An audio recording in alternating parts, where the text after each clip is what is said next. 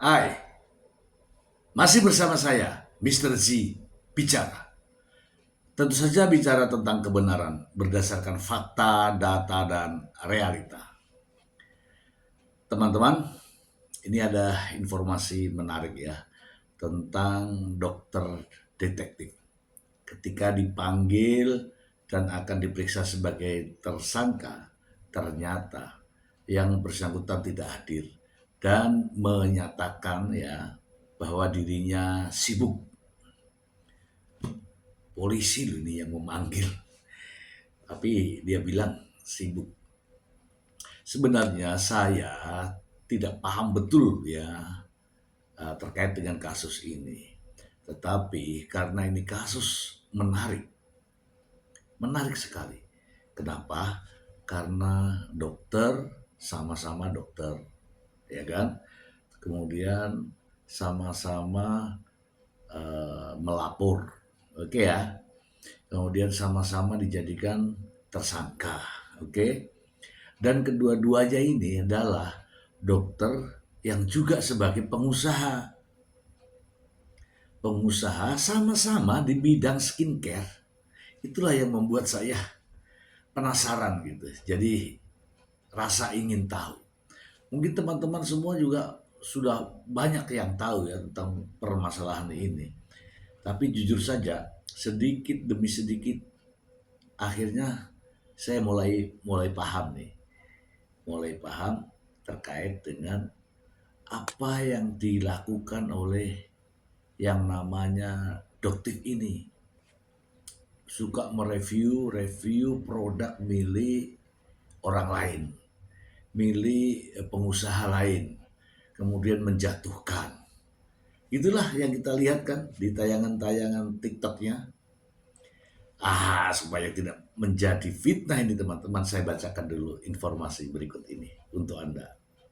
Dari Warta Kota Live, beralasan sibuk, dokter detektif mangkir dari pemeriksaan sebagai tersangka. Bacakan saja ya. Warta Kota Live Jakarta, Dr. Samira Farah Rahnas alias Doktif tak memenuhi panggilan pemeriksaan sebagai tersangka kasus dugaan pencemaran nama baik di Polres Metro Jakarta Selatan. Ia sedianya diperiksa pada hari Selasa 13 Januari 2026. Tetapi pemeriksaan tersebut ditunda atas permohonan yang bersangkutan. Harusnya tanggal 13 kemarin jadwal pemeriksaan Doktif, kata penyidik Polres Metro Jakarta Selatan. Penyidik menyebutkan Doktif beralasan memiliki kegiatan yang tidak bisa ditinggalkan dan janji hadir pada tanggal 22 Januari 2026. Kami sementara menunggu kehadirannya di tanggal 22 Januari. Meski demikian, penyidik menegaskan proses penyidikan tetap berjalan walau pelapor dalam kasus ini yakni Dr. Richard Lee menyandang status sebagai tersangka. Intinya proses sidik tetap berjalan. Sebelumnya polisi telah menetapkan pemilik akun media sosial Doktif sebagai tersangka dalam kasus dugaan pencemaran nama baik. Penetapan status tersangka Doktif tersebut dilakukan sejak 12 Desember 2025. Perkara ini sudah naik sidik penyidikan dan status tersangka ditetapkan pada tanggal 12 Desember 2025. Dwi menjelaskan penyidik sempat mengupayakan untuk mediasi dengan memanggil pelapor dan tersangka. Namun mediasi yang dijadwalkan pada tanggal 6 Januari 2026 belum terlaksana. Apabila tidak ada kesepakatan, akan kami tindak lanjuti dengan pemanggilan tersangka, ujarnya. Terkait penahanan, polisi memastikan tidak melakukan penahanan terhadap tersangka karena ancaman pidananya yang dikenakan maksimal 2 tahun penjara. Tidak dilakukan penahanan, hanya wajib lapor. Kasus ini bermula dari laporan terhadap akun Instagram Doktif Real atas dugaan unggahan yang menyerang kehormatan seseorang. Laporan tersebut tercatat di Polres Metro Jakarta Selatan pada 6 Maret 2025. Pemilik akun disangka telah melanggar pasal 45 ayat 3 junto pasal 27A Undang-Undang Nomor 1 Tahun 2024 tentang perubahan kedua atas Undang-Undang Nomor 11 Tahun 2008 tentang informasi dan transaksi elektronik. Di sisi lain, Polda Metro Jaya memeriksa dokter kecantikan sekaligus YouTuber Richard Lee sebagai tersangka dugaan pelanggaran perlindungan konsumen dan undang-undang kesehatan. Oke teman-teman ya, nanti teman-teman bisa di browsing sendiri ya, karena sebenarnya bahasanya panjang, tapi kita sudah pernah ulas sebelumnya. Ini teman-teman, alasan Doktif tidak menghadiri panggilan penyidik katanya sibuk. Namun demikian, yaitu sah-sah saja ya, namanya juga alasan ya. Tapi kalau sibuk gara-gara live TikTok, lah itu masalah ya kan. Intinya kita tahu ya bahwa Doktif ini ya, Samira ini menyandang gelar tersangka. Bukan hanya satu kali, tetapi ada 2 kali lah, atau ada beberapa kali ya. Ada di Sumatera Utara, ada juga di Polres Metro Jakarta Selatan. Motifnya sama ya, mencari-cari kesalahan, mencari-cari kelemahan orang, kemudian dipublikasikan lewat media ya, itulah. Dan ini juga masih akan terus melakukan ya. Seperti kita ketahui, Dokter Samira ini adalah seorang dokter yang juga pengusaha di bidang skincare. Ya, kalau saya selalu mengatakan bahwa karena ini yang disinggung, yang diomong-omongkan, yang diolok-olokkan di media sosial ini terkait dengan dokter-dokter yang juga bergerak di bidang usaha skincare. Saya berpikir bahwa kalau sama dokter kemudian seperti ini caranya, maka ini saya menganggap sebagai persaingan usaha tidak sehat. Itu selalu saya katakan. Mungkin teman-teman lebih tahu lah bagaimana dokter detektif ini yang selalu mengulas tentang produk. Namun rupanya akhir-akhir ini saya melihat bukan hanya tentang produk. Ya, coba ya teman-teman simak video berikut ini. Apakah hanya produk skincare? Mari kita simak bersama. Ngomong soal pajak mobil Rolls Royce. Ya, Rolls Royce yang dia gembar-gemborkan, dia flexing di medsos dengan plat D1533QGK. Lebih ulangi. Plat mobil Rolls Royce dengan plat D1533QGK tidak pernah terdaftar. Itu adalah nomor plat sementara. Bertahun-tahun dia menggunakan plat itu untuk apa? Dugaannya Doktif untuk mengulang pajak. Dan apa yang dia lakukan manusia ini? Dengan tenangnya beliau mengangkangi Samsat Bandung. Inilah manusia kebal hukum, iya, Doktif percaya. Dan Doktif minta pemerintah bersikap adil. Mobil Rolls Royce dengan pajak ratusan juta, kenapa dilepaskan?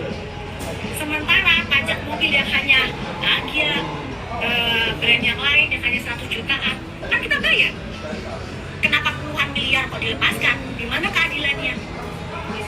Ya, Doktif minta keadilan aja kok. Dia pamerkan mobil Rolls Royce tapi nggak bayar pajak. Sampai detik ini nggak ada rasa malu-malunya dia. Ada rasa bersalah? Tidak. Itu yang pertama. Yang kedua, Tita PhD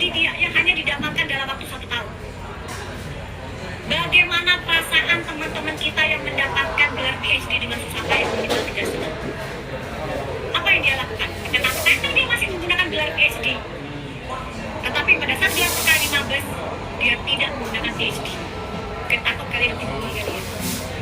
Karena dia tidak akan bisa. Tapi apa sanksinya di masyarakat, di pemerintah? Nggak ada kan? Orang mau pasang titel palsu juga nggak ada sanksinya di Indonesia ini. Nah ini yang Detik ingin sampaikan. Teman-teman lebih tahu ya bahwa selain mereview produk, juga mencari-cari kesalahan pesaingnya ya, seperti perselingkuhan, pajak mobil dan sebagainya. Tetapi yang lebih aneh sebenarnya, apa yang dilakukan dokter detektif ini menjadi perhatian publik. Bahkan ya teman-teman ya, Kepala BPOM sendiri sudah menegurnya. Mari kita simak ya pernyataan-pernyataan berikut ini ya terkait dengan dokter detektif berikut. Taruna untuk melarang ya, nggak ada. Oh, adanya apa? Jadi beliau itu Ya. menghimbau agar reviewer ini tidak menimbulkan kegaduhan. Jadi pada saat dokter mereview, dokter tidak pernah bilang ini produk bagus atau jelek, tidak pernah satu kali pun. Tapi overclaim dan lain sebagainya. Ada aturan, kalau dilanggar aturan ada sanksi. Kan begitu. Begini, mereview untuk dirinya sendiri kan boleh. Untuk masyarakatnya boleh, tapi jangan diumumkan. Iya kan? Kalau mau mengumumkan, ya kasih ke lembaga yang resmi. Lembaga resmi itu siapa? Badan POM. Nah, hasil reviewnya itu influencer. Silakan. Reviewnya dikasih kami. Setelah kami lihat, tentu kami harus lanjut dengan klarifikasi kan, klarifikasi data. Kami tesnya apa dan sebagainya. Hasil itu kami bertindak, mengambil keputusan. Sikapnya BPOM melarang ya Pak? Iya dong, tidak boleh. Kan kita harus menjaga semua aturan-aturan yang terdapat. Jangan menjadi hakim sendiri begitu kan. Kan kalau dia mereview ke publik, kesimpulannya kan dia menghakimi orang lain kan. Kan begitu. Menghakimi orang lain kan itu sementara bukan otoritasnya. Dari pernyataannya ini katanya dibolehkan, tidak dilarang oleh Kepala Badan POM. Kan aneh. Padahal Kepala Badan POM melarangnya karena berdampak. Mari kita simak pernyataan dari Kepala BP POM. Karena kenyataannya aturannya seperti itu. Tetapi dokter tetap mengumumkan, kami juga tidak bisa bertindak apa-apa. Tapi tunggu, saya bukan mengancam. Bareskrim akan turun karena dari laporan yang lain. Ini jadi artinya statement itu Badan POM aja dalam konteks melindungi teman-teman. Bukan untuk kepentingan kami. Bukan sama sekali untuk kepentingannya Badan POM. Karena ribuan semua orang juga melaporkan seperti ini, produk A, produk B, laporkan dan sebagainya.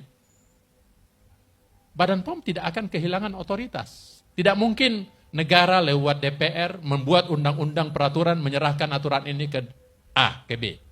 Karena memang lembaga ini punya otoritas. Jadi kami tidak akan punya rasa takut akan kehilangan wewenang karena kewenangan kami sudah dijamin oleh undang-undang. Tapi niat kami adalah melindungi teman-teman. Saya kasihan orang yang berniat baik, tapi endingnya karena tuntut-menuntut pasti ada kala yang menang kan? Di lain sisi masyarakat ribut. Yang kedua, orang yang dirugikan mungkin kehilangan bisnisnya. Mungkin kehilangan bisnis itu bukan semata-mata karena sikap dari pemerintah. Karena mungkin dia kehilangan kepercayaan. Orang tidak ada lagi yang mau beli. Dan itu bisa diakumulasi sebagai tuntutan perdata, bukan hanya sekedar tuntutan pidana. Apalagi intinya ini bukan persoalan setuju atau tidak setuju. Niat kami, motif kami melindungi teman-teman. Tapi mau jalankan ya silakan, tapi siap-siaplah berhadapan dengan hukum. Kalau dari kami sangat berterima kasih. Jadi tidak perlu teman-teman menekan-nekan kami dengan mengumumkan itu untuk menekan Badan POM. Enak aja nekan-nekan saya.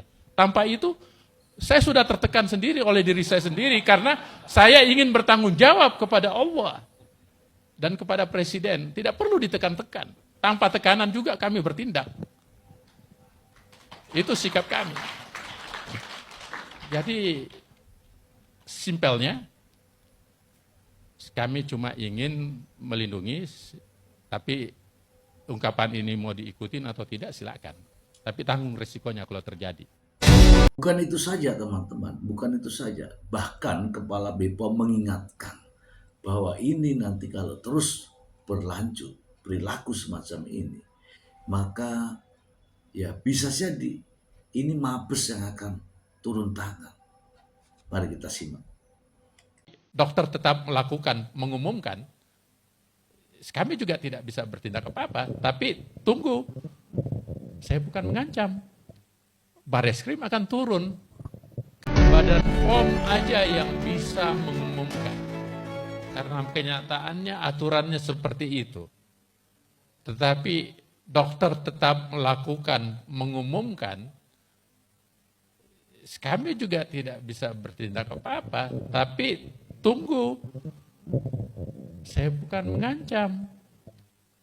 Bareskrim akan turun karena dari laporan yang lain. Ini jadi artinya statement itu Badan POM aja dalam konteks melindungi teman-teman. Bukan untuk kepentingan kami. Nah, namun anehnya setelah diberikan peringatan oleh Kepala Badan POM, justru yang bersangkutan, Dr. Samira ini, justru melakukannya lagi. Dan akhirnya terjadilah keributan dengan yang namanya Sheila Sokya, owner skincare. Kita lihat cuplikannya berikut ini.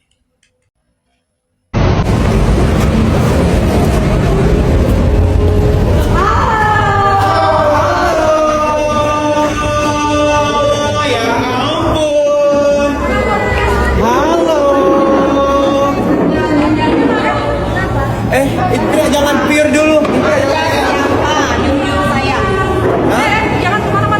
Anda kenapa takut? Anda takut?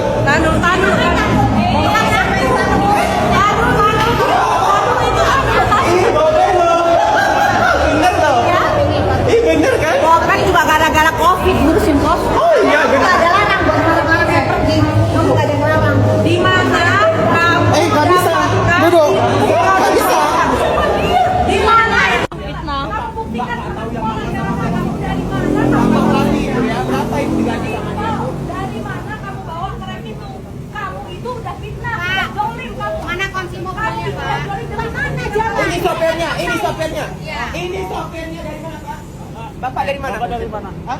Bapak dari mana? Kenapa? Kenapa? Kan ada salah. Saya kan punya mobilnya. Iya, saya tahu.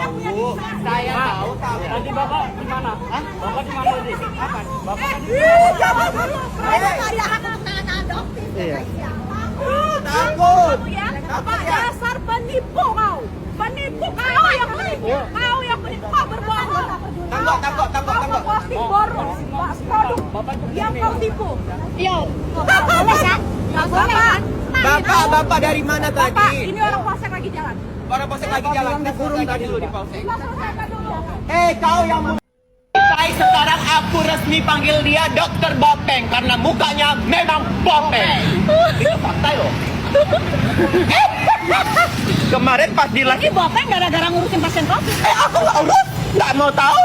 Tapi dokter kecantikan.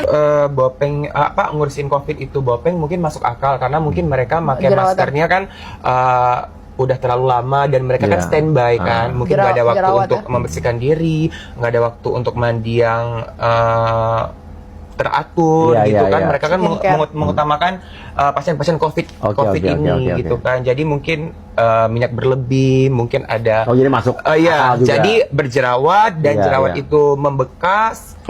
Nah teman-teman, biasanya kalau orang yang memiliki pendidikan apalagi ketika diingatkan itu seharusnya berhenti ya teman-teman ya.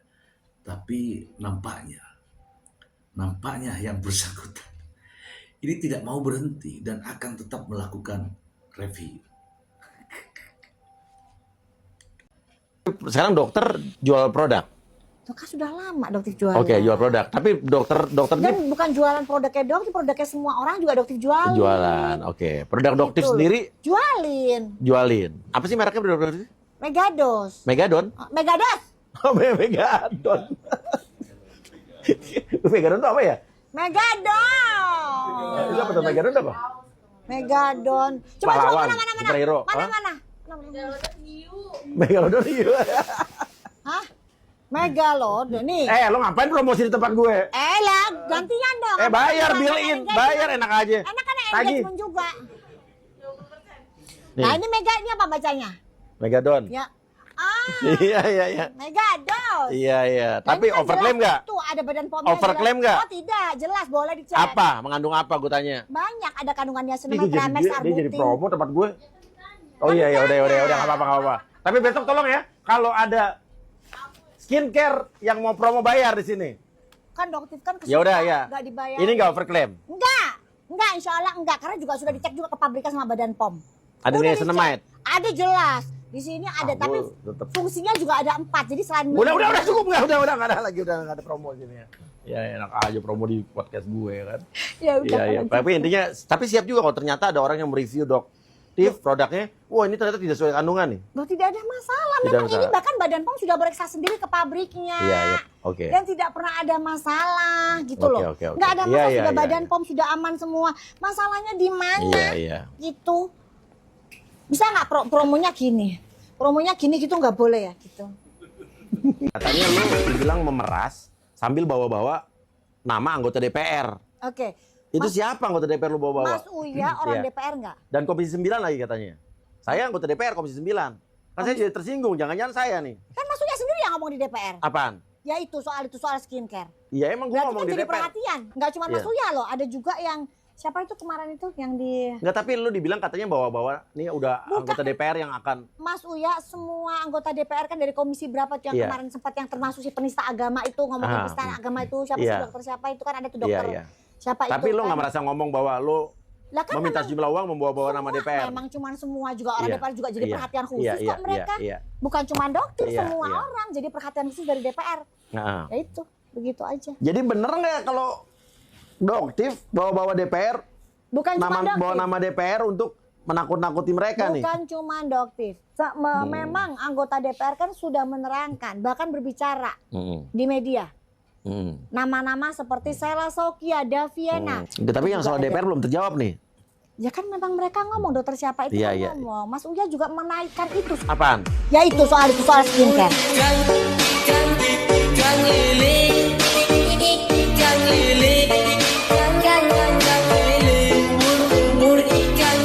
Tapi Uya tadi kan udah dengar kan bahwa katanya dokter kata dokter nggak masalah katanya mereview. Selama Mas memang, Uya tidak ada proses. perkataan dari Prof Taruna untuk melarang ya, nggak ada. Oh, adanya apa? Jadi beliau itu Ya. menghimbau Ya. agar reviewer ini tidak menimbulkan kegaduhan.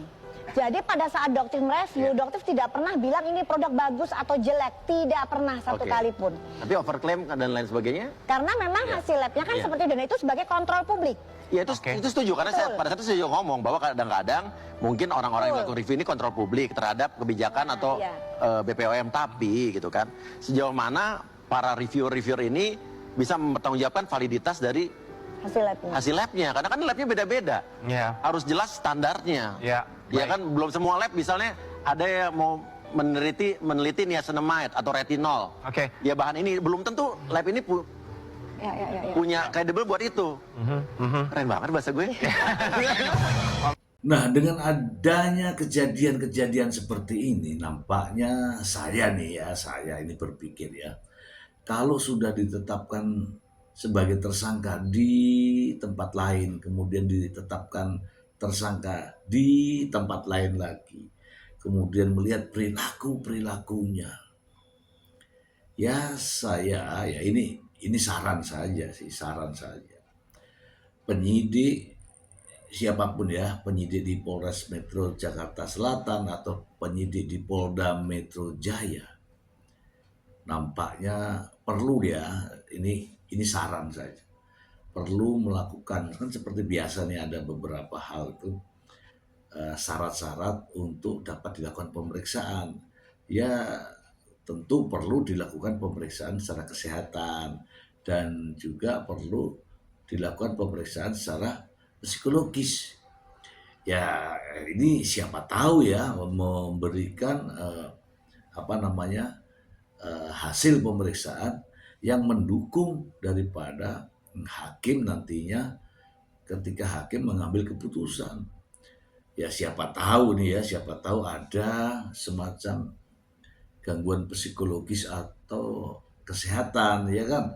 Masalahnya tidak ada di Indonesia ini orang yang ditetapkan sebagai tersangka itu justru gembira, tidak ada. Dan anehnya pernyataan ini tuh sama dengan Nikita Mirzani. Gak apa-apa saya di penjara, yang penting kan saya membongkar katanya. Membongkar, gak tahu apa yang dibongkar. Sama juga ini, gak apa-apa di penjara, yang penting saya di penjara karena saya membongkar. Nah ini nampak aneh ya, ini saran saja kira-kira kalau orang ditetapkan sebagai tersangka, kemudian bersyukur, kemudian bahagia, itu namanya apa? Kan begitu ya. Kira-kira pihak penyidik juga bisa melakukan ya pemeriksaan untuk melengkapi berkas perkaranya.